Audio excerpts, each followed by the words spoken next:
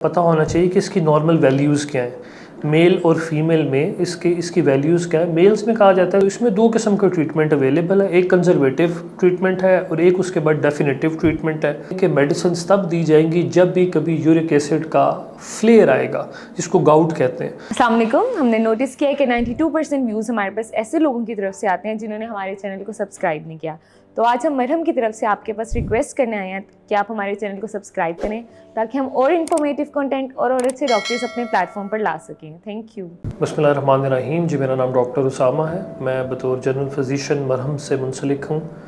आज जिस मौजू पे आपसे बात करेंगे वो टॉपिक इंतहाई इम्पोर्टेंट टॉपिक है, डैट इज़ यूरिक एसिड। अच्छा, सबसे पहले हमें ये जानना पड़ेगा कि यूरिक एसिड है क्या, ये किस चीज़ का नाम है और ये क्या करता है। देखिए, यूरिक एसिड जब हम मीट वाली प्रोडक्ट्स हम कंज्यूम करते हैं या शुगर ओरिएंटेड प्रोडक्ट्स हम यूज़ करते हैं जो प्यूरिन बेस्ड प्रोडक्ट्स हैं, तो उसका एक बाय प्रोडक्ट है जो हमारी बॉडी में बनता है। अब आइडियली तौर पे होता है क्या है कि हमारी किडनीज उसको रिमूव करके बॉडी से बाहर निकाल देती हैं। जो एक्सेसिव यूरिक एसिड होता है वो जाके फिर हमारे जॉइंट्स में अकम्युलेट होना शुरू हो जाता है और जॉइंट्स में अकम्युलेट होके वो इन्फ्लेमेशन कॉज करता है, पेन कॉज करता है। और इसमें पेशेंट्स जो रिपोर्ट करते हैं वो कई दफ़ा उनके पैर के अंगूठे में शदीद किस्म का पेन होता है या उनके जॉइंट्स में बहुत शिद्दत वाला एक पेन और एक तकलीफ़ वाला मामला होता है।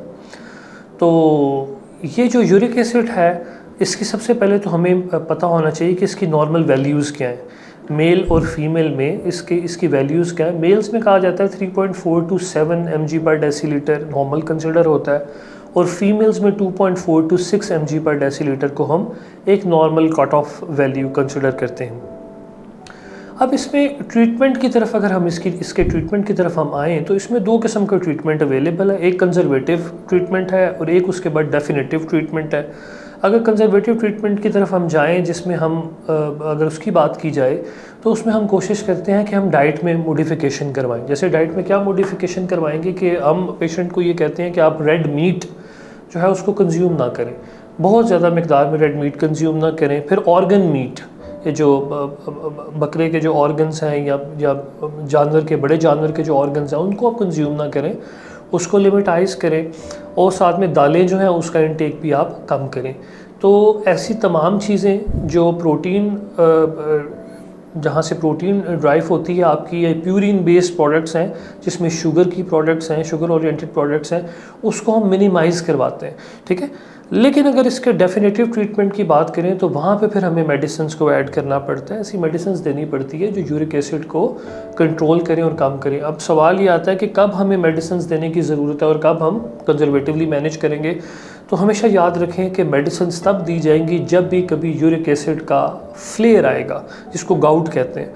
जब भी कभी कोई गाउट का फ्लेयर आएगा, पेशेंट को एक्सट्रीम पेन होगी, स्पेशली जॉइंट्स में उसको शदीद किस्म का पेन होगा, तो तब हम मेडिसिन स्टार्ट करवाएंगे। या अगर यूरिक एसिड इतना ज़्यादा हो गया कि वो किडनी स्टोन्स करवा रहा है तो फिर हम जो है वो मेडिसिन की तरफ जाएंगे। या अगर पेशेंट का जो है वो क्लिनिकली लैब्स के ऊपर उसका जो लेवल है वो 9 mg पर डेसीलीटर क्रॉस कर गया तो फिर हम मेडिसिन की तरफ आ जाएंगे। तो this is all about uric acid. अगर आप फर्दर कोई डिटेल इंफॉर्मेशन चाहते हैं तो आप मरहम पे दिए हुए लिंक से मुझसे रब्ता कर सकते हैं। जज़ाकल्लाह।